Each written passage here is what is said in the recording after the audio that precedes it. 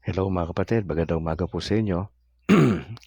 Kamusta po yung umaga nyo? Sana ho naging maayos po yung ating pamamahinga kagabi.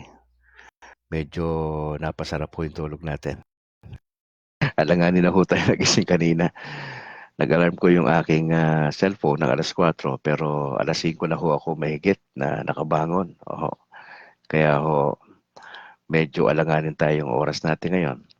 Magkagayon, masalamat sapagkat tayo ay matutuloy. Napakabuti rin Diyos sa atin. At dapat natin siya bigyan ng parangal sa ating buhay mga kapatid. Kaya purihin ang Panginoon Diyos sa kanyang kabutihan. Medyo ang panahon natin medyo parang uulan. Hindi ko po alam dyan sa inyong lugar. Salamat sa Panginoon dahil napakabuti ng Lord sa atin. Mga kapatid, patuloy tayong mananalangin, patuloy tayong magantay sa kalooban ng Diyos sa ating mga prayer request. Alam natin na maraming challenges araw-araw, hindi ho nawawala ng problema. Pagka na-solve ang isa, may kasunod na naman ho. Opo. Kaya ho, makakatulong na tayo ay magbantay sa ating relasyon sa ating Panginoon. Importante ho yun mga kapatid. Opo. Patuloy tayong aasa sa kabutihan ng Diyos sa araw-araw. Magandang umaga, Apol. Good morning, Kabrad. Alright, let's start. Kumusta kaibigan? Ikaw ay nasa programa na Kabrad kasama si Brad Calix at si Sister Apol.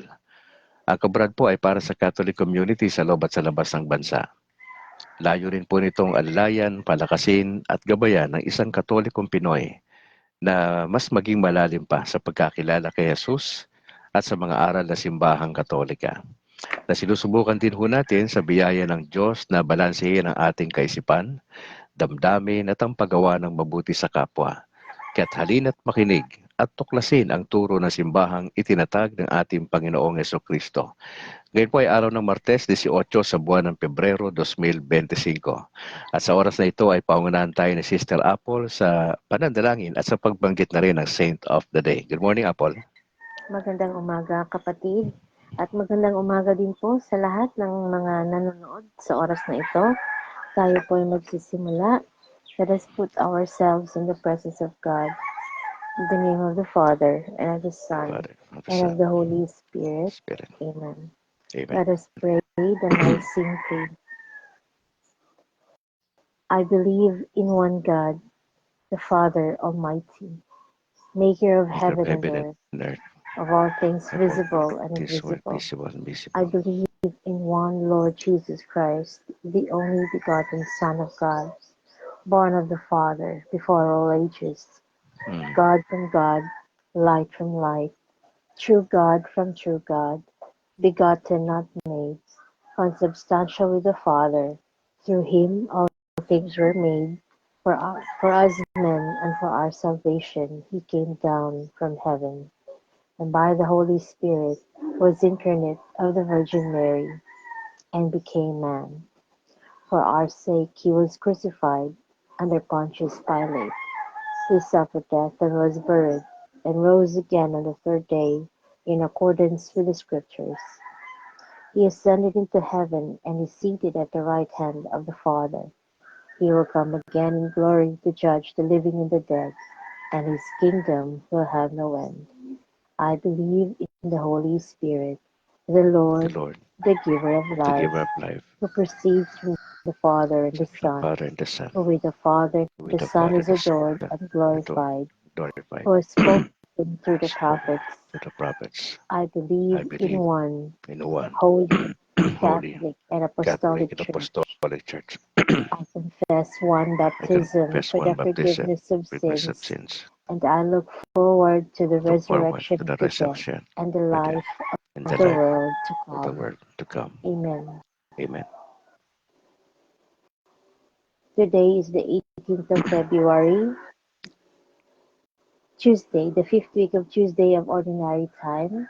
In the liturgy, we don't have any saint that we celebrate today. So let us offer one Our Father, one Hail Mary, and one Glory Be for the intentions of the Holy Father for this month of February, for his healing and protection. And we also pray for healing for our intimate wounds, for all of us and for all those who are watching right now. Our Father, who art in heaven, hallowed be thy name. Thy kingdom come, thy will be done on earth as it is in heaven. Give us this day our daily bread, and forgive us our trespasses, as we forgive those who trespass against us. And lead us not into temptation, but deliver us from evil. Amen. Hail Mary, full of grace, the Lord is with thee. Blessed art thou amongst women, and blessed is the fruit of thy womb, Jesus. Holy Mary, Mother of God, pray for us sinners, now and at the hour of our death. Amen. Glory be to the Father, and to the Son, and to the Holy Spirit. As it was in the beginning, is now, and ever shall be, world without end. Amen. Most Sacred Heart of Jesus, have mercy on us. Immaculate Heart of Mary, pray for us. In the name of the Father, and of the Son, and of the Holy Spirit. Amen. Good morning po. Alright, Apple, baka meron kang gustong i-announce mula sa inyong parokya at sa ilang mga kaibigan na pwede nating i-shoutout sa mga oras na ito. Just go ahead, Apple. Salamat ka, Brad. Magandang umaga po sa lahat. Sa ngayon po, ang lahat ng ating mga kaparian ay nagdadaraos ng kanilang yearly retreat. Dahil dyan, wala po tayong mass. Simula ngayon, sa araw na ito hanggang sa Biyernes po. Pero inaanyayahan pa rin po ang lahat para sa ating panimbahon dito sa Immaculate Conception Parish, Bakyas, Mansilingan. Gusto ko rin pong kunin ang pagkakataon na ito, Kabrad, na anyayahan at i-invite po ang lahat na makinig sa 40 program ng DYAF 11:43 bukas po, alas 8 ng umaga, magigest po ang inyong lingkod. Wow. So, nawa po ay makinig po Iba kayo. Iba ka na, level up ha. Level up ka na ngayon ha. Wow, napawawa ko eh. Naimbitahan tayo ni Brother Alan. Yun. Ni Sir Alan. Kaya isang pagkakataon na maibahagi ang ating blessing. No? Yeah. So, magkikita po tayo sa AM radio station 11:43 DYAF dahil Katoliko ako. 11:43 ang radyo ko. Ayan. Para po sa lahat ng mga nandirito sa Negros, makinig po tayo. 40 alas 8 po bukas, February 19. Alright. Gusto ko rin po pasalamatan ang ating prayer warriors sa Latin Rosary Missionaries. Patuloy pa rin po kami nag-i-invite we are still looking for leaders, prayer leaders po para sa ating rosary every day. Meron din po kaming English rosary every 6 a.m. At we pray the Latin rosary, 4 mysteries every day po. So, kung gusto niyo pong matuto at magdasal, masarap po ang pagdadasal na may kasama. Ayan. So, we multiply the graces. Sa aking mga magulang at sa aking mga kapatid na palaging nanonood sa programa ni Kabrad, umaga at gabi. Ayan, good morning po sa lahat. At sa aking mga kaibigan din, ayan. Sa mga nanonood, nawa po ay patnubayan tayo, palaging pakaingatan ng ating Panginoon. And may God bless us all. Have a great day, mga kapatid. Good morning, Kabrad. See you soon. Alright, maraming salamat, Apple, for joining. God bless. Alright. Nakasama natin si Sister Apple. Regular po natin siya makasama from Monday to Friday. Ito po ay labor of love on her part. Maraming salamat, Apple, at samahan ka ng Lord sa maghapon ito. Regards kay Ninong at Ninang ha. Oo, sige. Right, pagbati muna mga kapatid sa ating Bishop, kay Bishop Patricio Buson. Bishop, magandang umaga po at sa lahat ng mga kaparian dyan sa Cebu. Sa manawa kayo ng Lord sa inyong mabungang retreat, taunang mabungang retreat. Maraming salamat. At Yam T. Montejo, salamat po sa pag-join. Kay Padre Henry Pineda, magandang umaga po, Padre. Samahan kayo ng Lord dyan. I believe nandyan ho kayo sa Cebu or nandyan kayo sa inyong lugar. Opo, maraming salamat, Padre Henry Pineda. Opo. Bobby Taruk, maraming salamat bro sa pag-join sa ating broadcast. Ganun din kay Alim Honasan.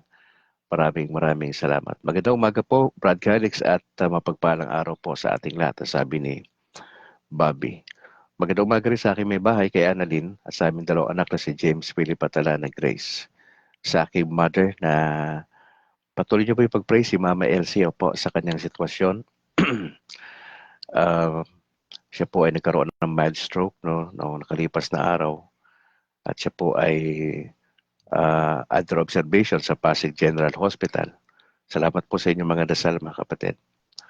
Si Eloisa, binabati ko rin yung aking kapatid. Si Fred Al, si Charo, si Nicole, si Jairus Matthew, si Buddy, si Bembem, si Picoy, si Rock, si Esme at yung kanilang mga anak. Si Julie sa kasinulian dyan sa Pangasinan, magandang umaga sa inyo. Kay Ate Lydia, ganoon din kay Buboy, saka kay Bog sa kanilang mga anak. Magandang umaga.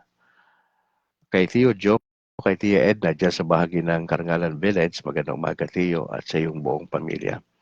At sa lahat po na aking mga kamag-anak dyan sa Palawig, Calulbon, Vira, Catanduanes, magandang umaga po. At sa inyong parish priest, Lord willing by October ho, ay makakapasyal ho tayo dyan sa inyong lugar.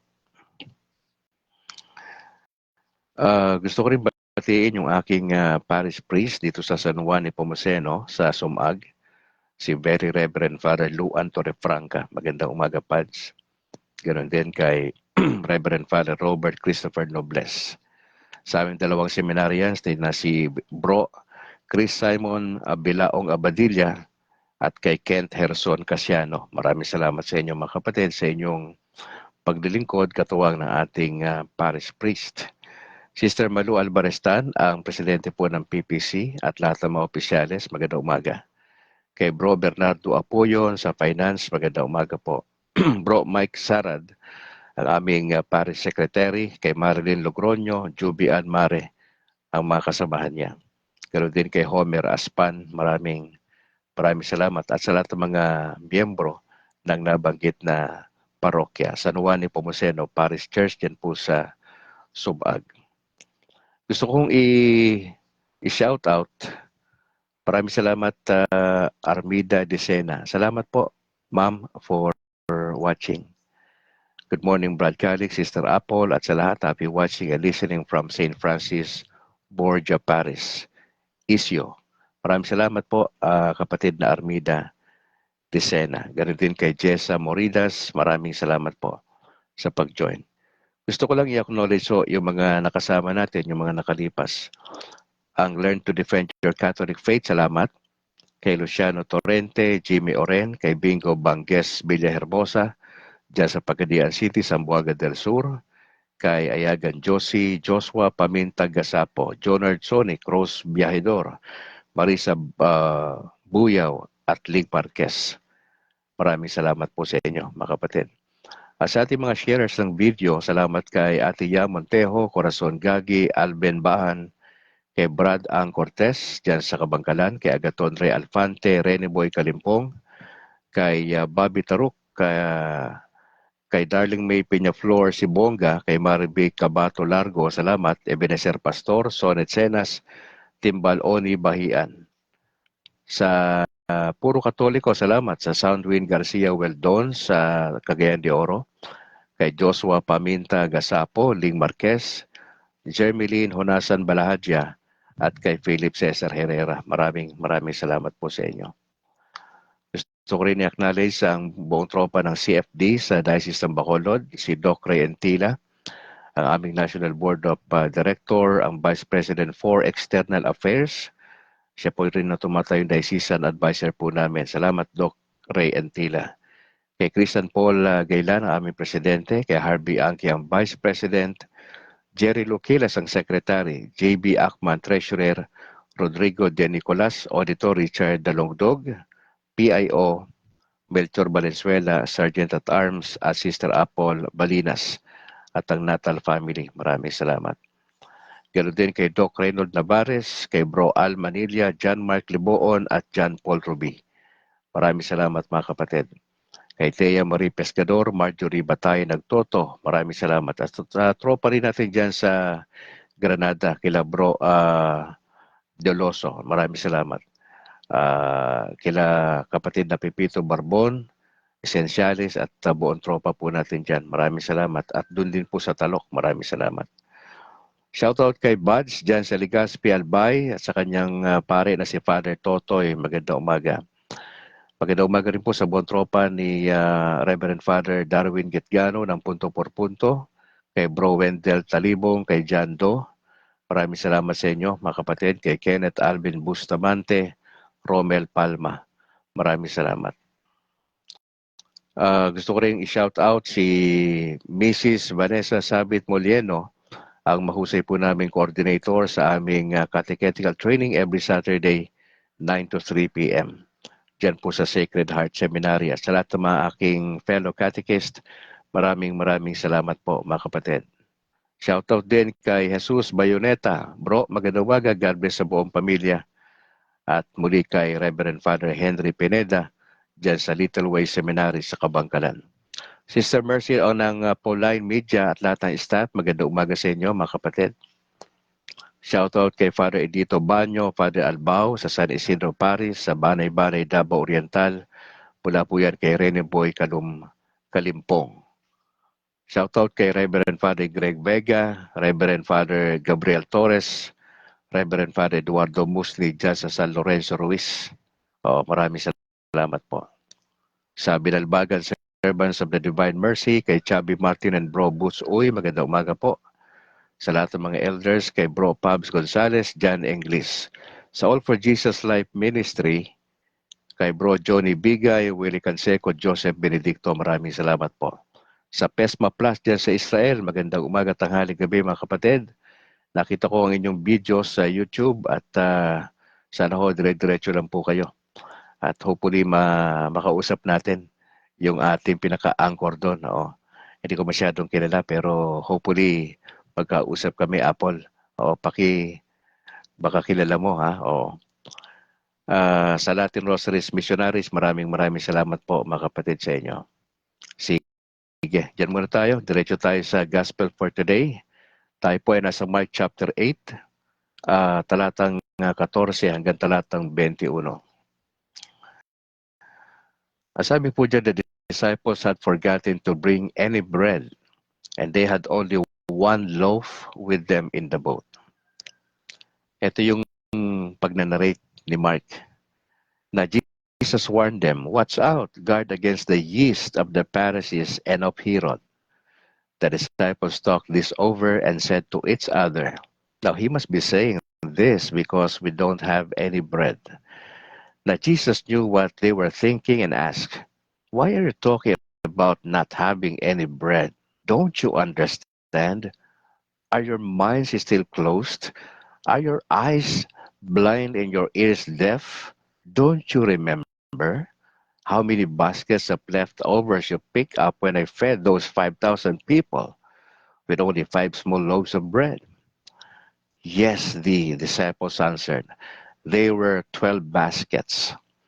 Now Jesus then asked, "And how many baskets of leftovers did you pick up when I broke 7 small loaves of bread for those 4,000 people?" "7," they answered. "Don't you know what I am talking about by now?" Jesus answered. Mga kapatid, ang tagpong ito ay medyo malungkot kasi itong mga disciples na ito sa kabila ng marami nang na-perform na miracles si Lord sa harapan nila, pero hindi nila maintindihan Mga kapatid, slow learner ang mga disciples. Now, hindi naman sa pinuput down natin sila. Pero yun ang reality. Kung ikaw si Jesus tapos ang bagal umunawa ng mga kasama mo eh. Hindi ka ba may inis sa isang banda? Kung may makasama ka, di ba? Ang bagal ng pickup, sabi nga natin, di ba? Loading. Somehow, medyo mapipikon ka sa isang banda eh. Kaya dito, yung tagpo na to, ang sabi rito ng Panginoon eh, may binabanggit siya ritong yeast. Sabi rito, watch out, guard against the yeast of the Pharisees and of Herod. Mag-ingat kayo sa yeast ng mga Pharisees at sa yeast ni Herod. Sabi rito sa taglist na Bible na aking hawak. Mga kapatid, ano po ba itong yeast na binabanggit dito? Ito po yung plano na pagpatay ng mga religious people kay Jesus. Ba't nila kailangan pagplanuhan patayin si Jesus? Una, nawala na yung glory sa kanila eh. Dati-dati sila pinupuntahan ng tao sa Jerusalem. Nang umeksena si Jesus, nawala na yung tao. Yung tao nabaling na kay Jesus. Naging popular na si Jesus nung panahon na yon. Sino ba naman di magagalit? Dati-dati yung mga high priest, yung binibigyang pugay, ang mga pariseyo, mga eskriba. Opo. Pero sa mga Saduceo, nabaling ang atensyon mula sa kanila papunta kay Jesus. Sinong di maasar? Sinong hindi magagalit? At saka pagpapagaling ni Jesus, umiiksena yung ilang mga religious people doon. Nakikiosyoso. Ano-ano pa kay nila? Hindi ba to trap Jesus? Di ba sabi sa gospel, bakit nandun ang Pariseo at Saduceo? Para hanapan nila ng buta si Jesus. Walang iba, hindi sila nandun para magpuri, para i-acknowledge na siya yung Messiah. Hindi. Nandun yung mga religious people para gawan siya ng butas. Hanapan siya ng butas para later on, yun ang maipipinpoint nila. Pero mapapansin nyo, di ba? Tila baga sinasadya ni Jesus yung pagpapagaling sa araw ng Sabat na bawal na bawal. Ito mga pariseyo na to, by the book ito eh. Pero kay Jesus, sinasabi niya, ako ang Messiah. Mas mataas ako sa Sabbath. Ang Sabbath ginawa para sa tao. Ang Sabbath ay intended dyan sa paggawa ng mabuti. Ang mga pariseyo, ay hindi, bawal yan. Bakit Sabbath? Di ba? Kuya, analyze mo yung kwento sa Gospels eh. Napipiko na itong mga religious people sa ating Panginoon Diyos. Kaya sabi ho ng Panginoon, watch out, guard against the yeast of the Pharisees and of Herod. Wala pong, sa mga pagkakataong ito, lasing na lasing sa kapangyarihan itong mga Pariseo at mga Eskriba at yung mga tropa nila. Pinagpaplanuhan na talaga nila na siguro iniisip-isip din ang panahon nito, babagsak ka rin sa aming mga kamay. Nangyari naman po yun. Because it was prophesied in the Old Testament na merong isang tao na mag-aalay ng kanyang buhay na itong hindi nila kinikilala na Messiah na si Jesus, na yun na pala yung Messiah. Natauhan na lang sila sa dulo eh. Nung namatay na tong Messiah eh, natauhan sila na yun pala yun eh. Siya pala. But still, marami pa rin hindi naniniwala po sa ating Panginoon. Mga kapatid, yung pagiging slow learner ng mga alagad ay gusto kong puntusan dito. Ayon po sa pag-aaral, ang tao po pala na slow learner, ito po yung isang tao na who learns at a slower pace than their peers. Ito yung isang tao na mabagal sa pagkatuto. Maaring mangangailangan sila ng mas mahabang panahon at pagpapaliwanag para maintindihan ang bagong konsepto. Now, ano po yung mga senyales na ang tao po ay slow learner? Una, difficulty reading or writing.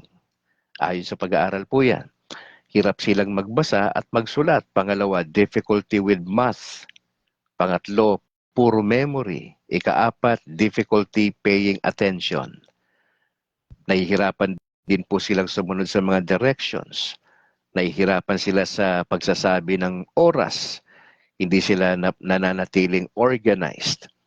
Hirap silang makipagkaibigan. Lahat na lang to negatibo. Question. Katulad din ba tayo ng mga disciples na slow learner? Kung kayo po ang guro, hindi ba't maiinis ka sa isang banda? Paulit-ulit mo na sila sabi na ganito yung instruction, di ba? Napakahusay po ng katekista namin last Saturday. I forgot her name. Mahusay siya.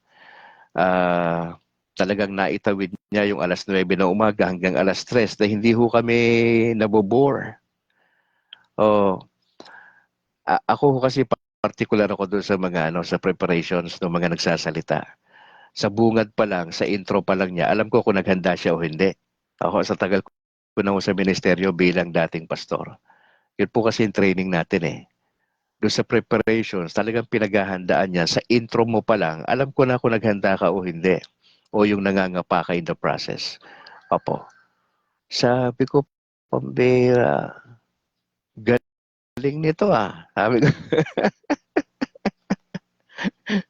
kasi may mga nagtuturo ho na monotonous na nga, wala pang kabuhay-buhay.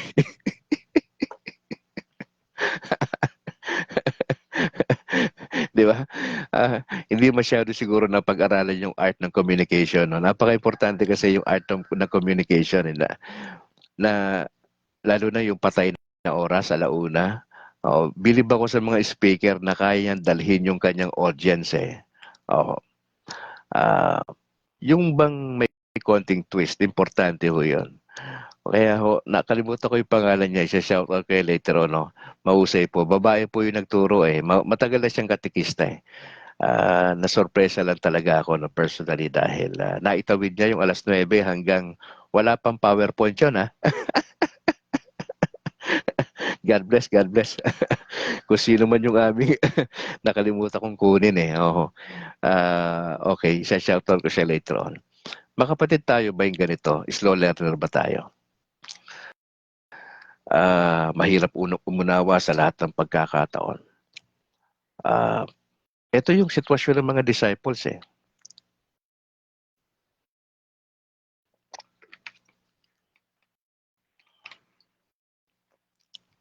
Sabi ng Lord eh, ano ba hanggang ngayon, hindi nyo ba naiintindihan yung nangyayari? Hindi nyo ba naiintindihan? Ano pa ho yung causes ng slow learning po? Low intellectual abilities. May mga personal factors yan. Baka nung siya'y maliit pa. Ako po, nakaranas ako na wala ako interes sa math eh. Dahil nung ako'y elementary days ko ho, tinawag ako, Calixtro. Punta ako sa Pisara. Ang tagal ko na dun eh. Tapos sabi nung teacher ko, naalala ko pa mag-asawa yun eh, Mr. and Mrs. De La Rama, yung teacher ko. Hindi ko makalimutan. Bakit to? Pinalo ho yung kamay ko eh. Yung stick, uso pa ho nun sa panahon ko yung stick eh. Inabutan nyo ba yon? Yung may stick na ganun, tapos papaluin yung estudyante. Sa Maynila ho yun nangyari. Na-shock po ko eh. Hindi ko po alam ang gagawin ko. Talagang, una, mahina naman talaga ako sa math. Hindi ko rin masabi slow learner ako eh. Kundi average student kasi ako eh, kapatid eh. Oh. Pero hindi ko makalimutan yung pagpalo sa daliri ko. Na-shock ako nung elementary days ko. I think grade 6 ako noon, mga kapatid. Nangyari sa akin yon. Now, since then, wala na ako interest sa math. Oh, wala na ako interest. Kasama na dyan yung science. Basta may mga calculation, may mga formulation, tamad ako dyan. Wala akong paki dyan. Pero pagka Filipino, kapag English, social studies, yan yung mga gustong-gusto ko subject. Okay ang grades ko dyan. Pero pagdating sa math, science, wala talaga tayo dyan. Physics, wala na po tayo dyan. Algebra, wala po tayo dyan. Kumakapit ang grades ko dyan, mga 76, 77. Okay na, di ba? At least pasado. Mga kapatid, ang iba sa atin, may hirapan tayo dito, no? May mga personal factors, may psychological factors po, at yung environmental factors. Maraming dahilan kung bakit to ang tao ay nandito sa kalagayan na ito, na slow learner. Anong dapat mong gawin kung ikaw ay teacher? Mag-provide ka ng extra time. Mapagpasensya ka. Kung maggamit ka ng hands-on activities, mag-focus ka na lang sa kanilang strength. At medyo mahirap ng konti doon sa direction, di ba? Kung may estudyante ka na 40, ganyan ang ano sa public school eh, sa elementary 40-50 eh. Ang hirap niyan pag marami. Kaya nga actually yung mga natututo lang dyan sa public school, yung nasa unang 3 rows. Yan lang sila yung natututo eh. Yung nasa likod, wala na ho yun. Kaya pagka kayo ay nakaupo doon sa may bandang likod na sa public school, mahirap na ho lahat yan. Una, instruction. Minsan din may kinalaman din yung teacher eh. Kung ang teacher hindi rin ganun kahusay magturo at hindi marunong mag-motivate ng estudyante, dahilan din ho yun kaya hindi natututo. Pero malaki ho yung nung dami ng estudyante, kaya ho sa private, di ba, mas maganda yung sistema kasi ilang piraso lang yan sila eh. Tapos may distansya yan. Kung mapapansin nyo, maganda yung kaysa yung 40-50. Actually, hindi natututo yung 50 eh. Wala nga hong 50% yung mga natututo dyan. Yung unang, nasa first row lang. Nasa first, second, third rows lang. Yan yung mga natututo. Pero yung nasa likod na, wala na. Now, going back mga kapatid sa sistema ng mga disciple. Sabi ng Panginoon sa talatang 17, don't you understand? Are your minds still closed? Are your eyes blind and your ears deaf? Don't you remember? Now, bakit kailangan magtanong ni Jesus ng ganito sa mga disciples kung smart sila ng mga disciples? Bakit sila kailangan tanungin na tila baga nakaka-degrade yung tanong sa isang banda kung ikaw yung disciples doon? Ilagay mo sarili mo ngayon na ikaw yung parang sinisermo ka ng master ni Jesus. Ang bagal nyo mag-isip. Ba kayo? Loading na naman ba kayo? Yan sa termino natin, di ba? Di nyo mag-gets? Di ba sabi ni Lord, hindi nyo mag-gets? Ang dami na nangyari Ilan ba yung natipon nyo na basket? Sumasagot na lang sila 12 po. 7 po. Mga kapatid, ano ang pinaka-central theme dito na pinag-uusapan dito? Yung yeast na pinag-uusapan dito, yung kanilang plot to destroy Jesus. Now, paano natin to i-apply sa ating mga buhay, mga kapatid? Now, sa isang banda, nahihirapan tayong ma-discern ng kalooban ng Diyos kasi hindi tayo nagbabasa ng salita ng Diyos. Wala na si Jesus sa lupa. Nasa langit po siya. At siya po'y naghahanda. Babalik po siya, sabi ng Biblia. Pero tayong naiwan ang simbahan, ang mga bishops natin, si Santo Papa, ang mga kaparian natin, naiwan upang ituloy ang laban. Sa kada homily ng pare sa araw-araw na misa, hindi sila nagsasawang magpaalala ang mga kaparian natin, iba yung mga bishops natin, mga kapatid. Pinapaalalahanan tayo ng salita ng Diyos. Ang mahalaga sa atin bilang Katoliko, yung liturgy of the word at yung Eucharist, yun yung pinakasentro ng misa. The actual presence of Jesus sa Eucharist. Yun po yung nagustuhan ko Kaya ako to in-embrace ang pananampalatayang Katoliko sapagkat naintindihan kong dahan-dahan na hindi pala siya simbolo, kundi it is the literal body and the blood of the Lord Jesus Christ kapag kinoconsecrate na ho siya ng pare. At ang pinakasentro sa Katoliko, hindi ang pulpito, hindi ang pangangaral katulad ng Protestante at Evangelicals. Ang pulpito natin nasa gilid sa simbahan. Ang sentro, altar. Ang sentro, ang katawan at dugo ni Kristo. Ang Eucharista. The real presence of the Lord Jesus Christ. Kaya hindi natin dapat namimiss ang misa, mga kapatid. Mahalaga to sa atin bilang mga Katoliko. Mahalaga to sa atin. Mga kapatid, bagamat nagtagumpay ang mga religious people sa panahon na yon na ipinapatay nila si Jesus Christ. Akala nila tapos na, game over na. Hindi ho eh. Bahagi po yun ng plano ng God the Father na ibibigay ng God the Son ni Jesus na siyang nagkatawang tao, Diyos na nagkatawang tao na ibibigay niya ang kanyang buhay. Ito yung na-fail na ma-understand ng mga disciples. Yung nag-iisang loaf na kasama nila doon sa boat, si Jesus, na ito'y preparasyon lang na sinasabi ni Jesus, ibibigay ko yung sarili ko, pakakainin ko yung maraming tao, maraming makikinabang ng kamatayan ko later on. Yun ang punto ni Jesus dito, na hindi naiintindihan ng mga disciples. Medyo malungkot, mga kapatid. Naiintindihan ba natin ang salita ng Diyos? Ang homily, kada tayo nagsisimba. Bakit hindi natin maintindihan yan? Kasi hindi tayo preparado eh. Magsisimba ka lang, late pa. Nagmamadali. Pag wala ka sa sarili mo, umating ka sa misa, huwag ka na lang dumalo sa misa. Pag hindi ka ready, walang kwenta yan eh. Maski na anong gawin mo pa dyan. Pag hindi ready yung puso, walang pakinabang pag lumabas ka. Lalo na kung nagmamadali ka pa. Kaya enjoy natin mga kapatid, yung relasyon natin kay Kristo. It's about time for us na ipakita natin sa Lord na seryoso tayo. Involved ka sa evangelization, kapatid. May ministry kang kinakasangkutan. Hindi po pwedeng dumadalo ka lang sa misa. Tapos, mali po. Marami ka pang gagawin. Mabubuhay ka na may kabanalan. Gagawa ka na mabuti sa kapwa. Nasa state of grace ka lagi. Araw-araw, nasa state of grace tayo, mga kapatid. Napaka-importante po yan. Tutukan po natin yun eh. Ako bilang mga Katoliko. Ako.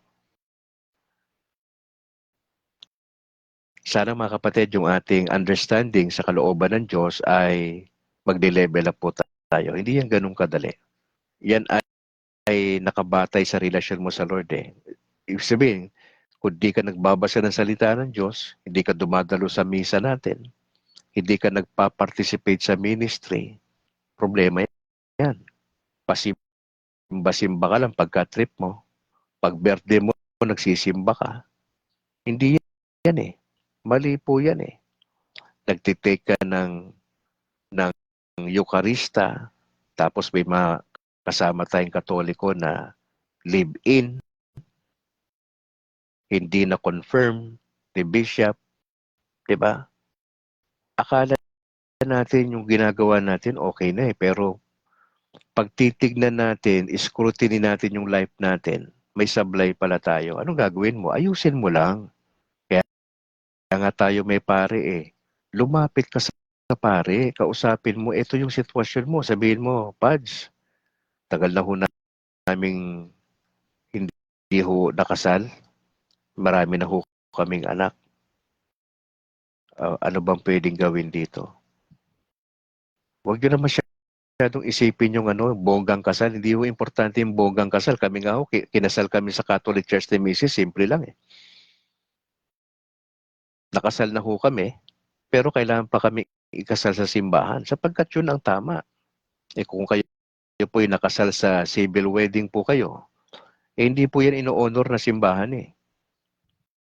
Itama nyo na yung relasyon. Sa totoo lang, hindi nga ho kayo pwedeng mag-partake ng Eucharist eh, ng communion. Pagka kayo po ay nasa ganyan, dapat ayusin nyo ho muna. Alam nyo ba yan? Alam nyo ba yan mga kapatid?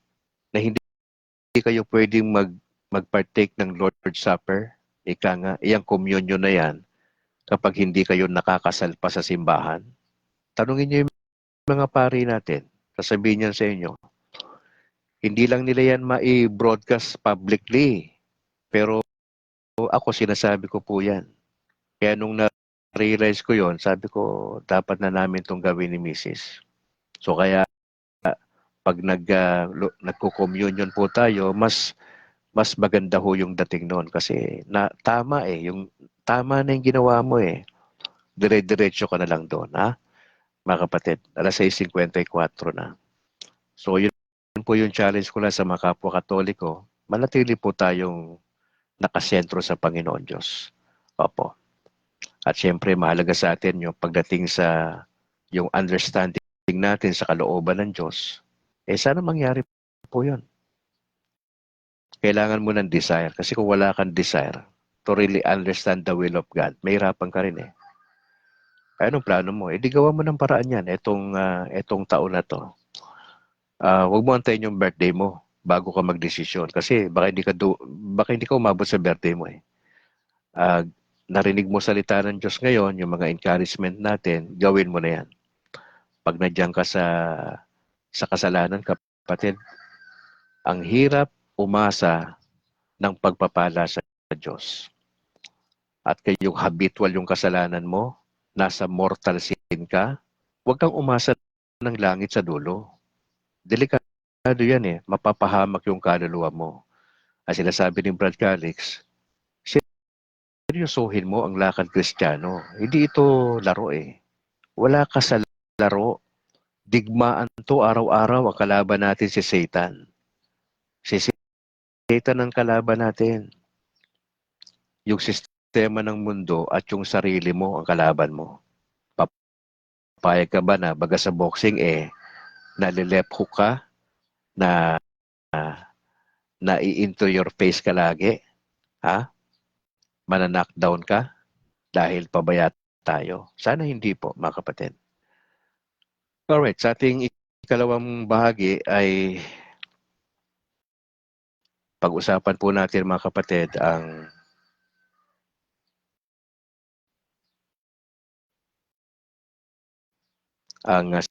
sitwasyon po. Pag-usapan natin ang sitwasyon ng crime rate sa ating bansa. Kahapon pinag-usapan natin yung education sa second segment natin. At ngayon po sa ilang minuto ay pag-usapan natin saglit bago tayo magdasal. Kamusta na po yung crime rate sa Metro Manila? Ayon po sa balita, mga kapatid, ay inihayag po ng nakalipas na mga linggo ng National Capital Region Police Office o NCRPO na bumaba daw po ng 19.61% ang crime rate sa Metro Manila sa buwan ng Enero. Bumaba ng 19.61%. Ayon po yan kay NCRPO Acting Chief Brigadier General Anthony Aberin. Yan po yung kanyang naihayag. May mga naitalaho na 451 na kaso ng krimen laban sa mga tao at ari-arian sa unang buwan ng taon. Mas mababa ng 110 kumpara noong nakaraang taon. So sa madaling salita, sa Metro Manila, mga kapatid, bumaba po ang crime rate. Malaki po ang ibinaba ng kaso ng panggagahasa na 46.41%. Pangalawa ho, yung physical injury na merong 37.14%. Yung homicide, ito yung hindi sinasadyang pagpatay, no? Hindi po sinasadya. 28.57, marahil self-defense yan. Opo, ang nangyari. Murder, ito yung pagpinagplanuhan, ito yung may plano. Mas mabigat po yung kaso ng murder kaysa ng homicide. Nasa 17.65% po. Pag nanakaw, merong 23.05%. So, makikita mo, ito yung krimen sa Maynila na ginagawa ng mga tao and probably mga Katoliko po yung iba dyan. May panggagahasa na ginagawa, physical injury, homicide, pangatlo, ikaapat, murder, ikalima, pagnanakaw. Now, naitala rin ang 92.46% para sa crime clearance efficiency at 72.73% para sa crime solution efficiency. May ginagawa po ang Philippine National Police. Hindi po sila natutulog sa pansitan. May ginagawa po sila. So ano ang ating pwedeng dito? Ipagdasal natin yung ating mga kapulisan. Alam ko hindi lahat ng pulis honest sa kanilang trabaho. May mga corrupt na pulis, pero hindi lahat. Marami pa ring matitino. Ipagdasal po natin ang kabuuan ng PNP na patuloy po sila magkaroon ng takot sa Diyos. Majority po dyan probably Katoliko sa pulis natin. Opo. At sana mula doon sa kanilang higher ups, pababa, sa lahat ng mga commander sa bawat precinct ay maipatupad ng maayos. Ang nagiging problema lang natin sa totoo lang pagka pumasok yung issue ng pera, pang-abuso ng karapatan, yung abuse of authority. Yan po yung mga matitinding bagay-bagay ho. Kaya ho nakokorap ang isang pulis eh. Issue ng pera, paggamit ng mali sa kanyang kapangyarihan. Di ba? Nakakatawa nga ho minsan yung mga kwento eh. Di ba? Darating doon sa crime scene, tapos na eh. Medyo parang pelikula lang pero hindi naman lahat sa pagkakataon ay ganyan po. Seryosohin natin, pag-pray natin to kasi hindi natin minsan maano yung takbo ng isip ng tao na gumagawa ng krimen eh. For sure, malayo siya sa Diyos. Kasi kung malapit sa Diyos yung gagawa ng krimen, parang matatakot sa Diyos yan eh, di ba? Mag-iisip ng maraming beses yan, gagawin ko ba to? Okay. Maraming dahilan ba't nasasangkot ang tao sa krimen. So pagdasal po natin sila at yung ating mga kapulisan. Alright, I'd like to acknowledge yung mga kapatid natin ngayon sa ating broadcast. Si Ray Agaton, maraming salamat. Si Jimmy Oren. Pipito Barbon, salamat bro. Si Bobby Taruk, salamat. Christ-centrics, the Holy Eucharist. Focus our eyes on Lord Jesus Christ. Study, learn, listen, follow, and remain faithful to our Lord Jesus and His Holy Church. Salamat. Kay kapatid na Babe sa Costa, maraming salamat po. Jasper Asisio, mga pastor po ito. Sonet Senas, salamat. Kay Lasta Imer, good morning. Po Brad Calix, God bless you and your family. Kay Rosa Tadeo dyan sa Hong Kong, good morning and a blessed day, Brad Calix at kay Ma'am Annalyn. At sa lahat pong nanonood ngayon ng inyong broadcast, God bless po sa ating lahat. Salamat. Ganun din kay Arturo Pagatpatan. I think Kuwait, okay, Kuwait. Kung tama ako kapatid, Arturo Pagatpatan.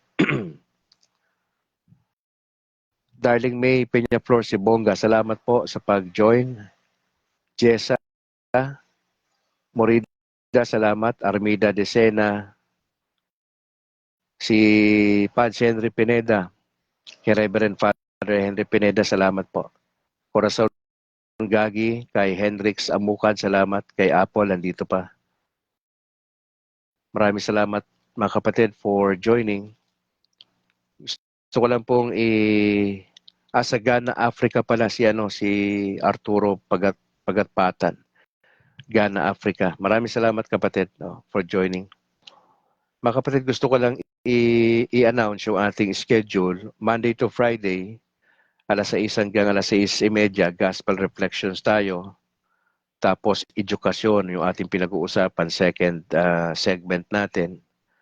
Pagka Tuesday naman, kapayapaan po. Katina, pinag-usapan natin. Pag Wednesday, kalusugan. Pag Webes, trabaho. Pagka Friday, usapang pamilya po tayo. At sa gabi ho, experiencing breakthrough. Alas 8 ng gabi, minsan alas 9, depende kung may lakad si Brad Calix. Pag Sabado po, usapang OFWs tayo after ng reflections natin ng alas 6, 6:30 po tayo, usapang OFWs hanggang alas 7. Pagka Sunday naman ay ganun pa rin, medyo maaga lang tayo, alas 5 ng madaling araw ang Gospel Reflections, pero ang second part niyan ay usapang simbahan. Pagkagabi naman ng Sunday, buhay katekista ho. Magsimula sa Marso, pag-uusapan natin ang buhay katekista. At I'll be inviting some catechist po na medyo matagal na para ipaliwanag sa atin ano ba itong ginagawa ng mga katekista. Ano bang implikasyon nito sa simbahan o mga parokya natin. So makikita mo, ano tayo, 7 days a week, dire-diretso po tayo umaga saka sa gabi. Hindi na ho tayo nagbabalita pa sa ngayon, pero tignan natin sa mga susunod na buwan kung makapagbabalita tayo uli ng alas 12 ng tanghali. Kasi nagbabalita tayo di ba? Naririnig nyo yung mga local news, meron tayong national news na 3 items, meron tayong international news at meron tayong Vatican news. So, hindi ko alam kung may panahon pa tayo para gawin yan, pero subukan natin sa second quarter na magbabalita uli si Brad Calix, no? Mag-aatid ng balita sa inyo sa ganap ng alas 12 ng tanghali hanggang alas 12:30. Ha? Sige, tabayanan po ninyo yan. Announcement lang tayo bago tayo magdasal. Ang Association of Pastors Converted to Roman Catholic Church in the Philippines, Incorporated, ay magdiriwang po ng kanilang ika-10 taon anibersaryo. Ang ministry head po nito ay si Bro Noe Dora.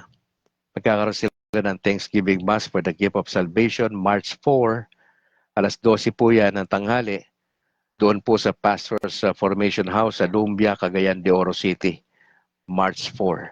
So ipagdasal po natin yung pangangailangan sa kanilang 10th year anniversary ng Association of Pastors Converted to Roman Catholic Church in the Philippines. Kasama po tayo dyan sa grupo na yan.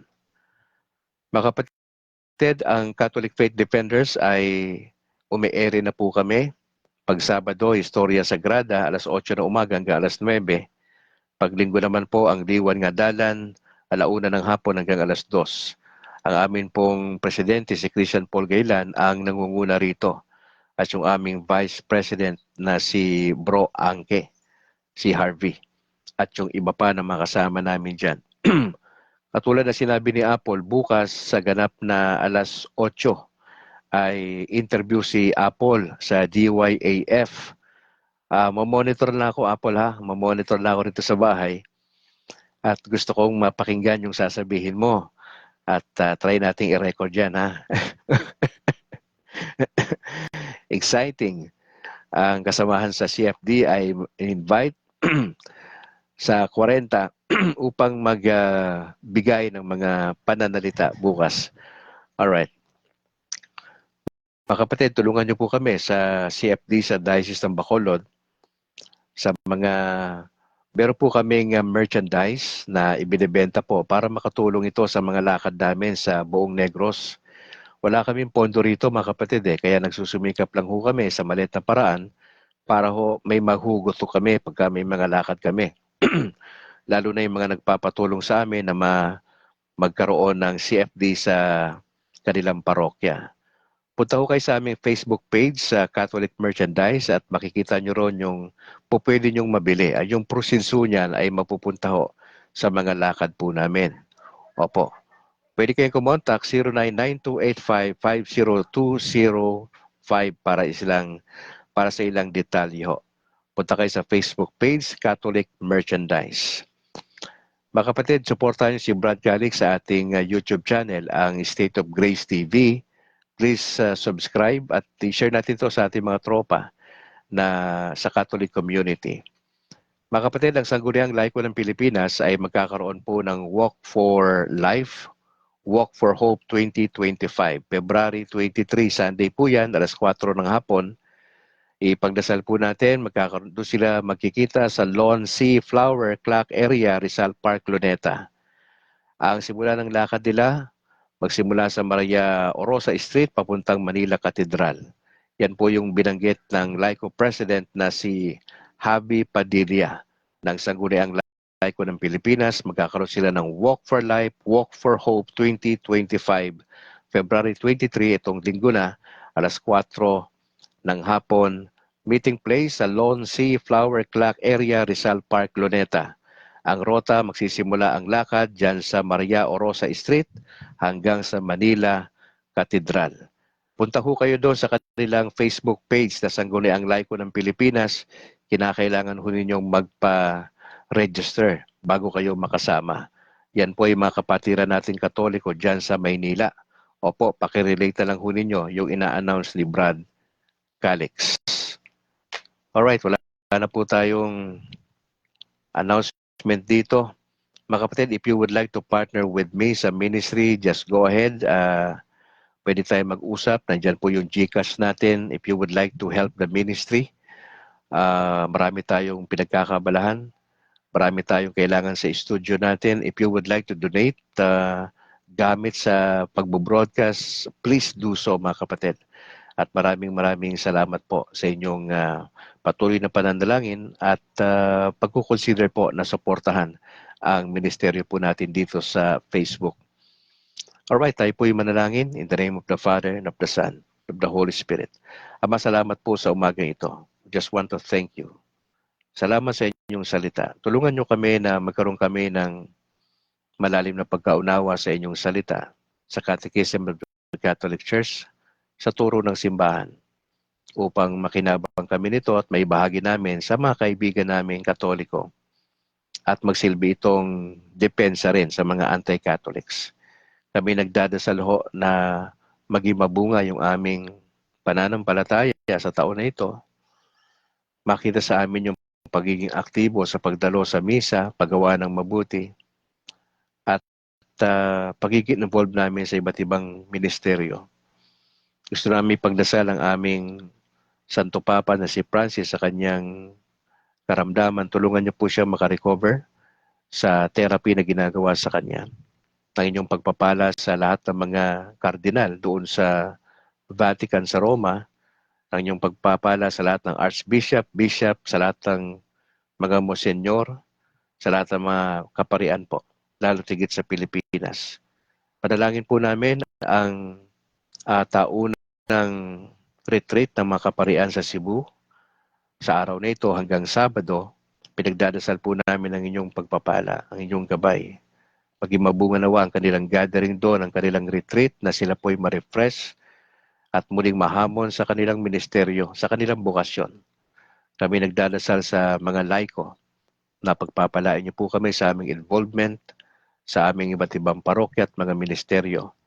Pinagdadasal ko lahat ng mga katikista sa Pilipinas na maging aktibo po kami sa pagpapaliwanag ng iyong salita. Hindi lang sa mga kabataan, kundi sa may mga edad din. Nagdadasal kami na maging mabunga ang mga pag-aaral po namin kada Sabado diyan sa Sacred Heart Seminary. Pinagdadasal ko po ang mga kasama ko ngayon dito sa broadcast. Some of them are pastors. We just pray for your guidance po sa aming lahat. Bigyan nyo kami ng magandang kalusugan, kaisipan, paano balansehin ang pamilya at ministeryo at paggawa ng mabuti sa aming kapwa. Kami nagdadasal po ng inyong patuloy na pagpapagaling sa aking may bahay sa kanyang sitwasyon. Kay Ronaline, ganoon din, kay Winnie Angel at si iba pa ng mga nakakaranas ng mga karamdamang pisikal. Wala kami ibang inaasahan kundi po kayo. At sa inyong tulong din ho, mahal na Birheng Maria, ipanalangin niyo po kami sa aming sitwasyon. Pagpapalain niyo po ang appearance ni Sister Apple bukas sa DYAF na maging maayos po, at sana kung may mga panahon kami ay maaari kami sumuporta sa kanya. Maaari kaming pumunta ron sa studio o di kaya sa bahay nakamonitor sa bawat mangyayari bukas na interview. Pagpapalain niyo po yan. At yung magaganap po na paglakad ng mga laiko sa Sunday sa Luneta papuntang Manila Cathedral ay pagpapalain niyo po. We just pray for good weather sa inyong kalooban at sana po magtagumpay po yan. We just want to thank you. Maraming salamat po sa inyong patuloy na pagkilos. Pag-pray namin lahat ng aming mga kapulisan, ang PNP sa Pilipinas, tulungan niyo sila sa kanilang trabaho po na maging masino po sila. Na sana hindi sila ma-involve sa iba't ibang mga hindi magandang bagay, lalo na sa droga. Marami na pipirwisyong mga kapulisan dito at mga kabataan. Sana po makaiwas po sila dyan sa pamagitan ng pagkakaroon ng takot sa Diyos. Maraming salamat po. Samahan nyo kami sa maghapong ito. Ma-enjoy namin ang araw ng Martes at patuloy naming maranasan ang inyong presensya sa araw-araw. We pray this in Jesus' name. Amen. In the name of the Father, of the Son, of the Holy Spirit. Amen. Shout out kay Pastor Noe Dora, ang kauna-unahang pastor na naging Katoliko.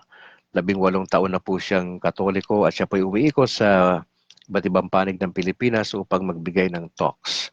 God bless Pastor Noe Dora at sa mga grupo ng converted pastors sa Roman Catholic Church. Pagpalain po kayo at sa inyong March 4 na event dyan sa Cagayan de Oro City. Mga kapatid, pag-pray natin to yung ating broadcast. See you mamayang gabi, alas 8. Maraming salamat for joining at sa lahat ng mga pastors na kasama natin today. Samahan nawa kayo ng Panginoon Diyos sa maghapong ito. Sa ngalan po na aking may bahay na si Annalyn Ledesma Calixto at yung aming dalawang anak na si James Philip at Alana Grace. Ako naman si Brad Calix mula rito sa Negros Occidental. To God be the glory. Ingat po kayo. Pakishare po yung ating video. And bye for now.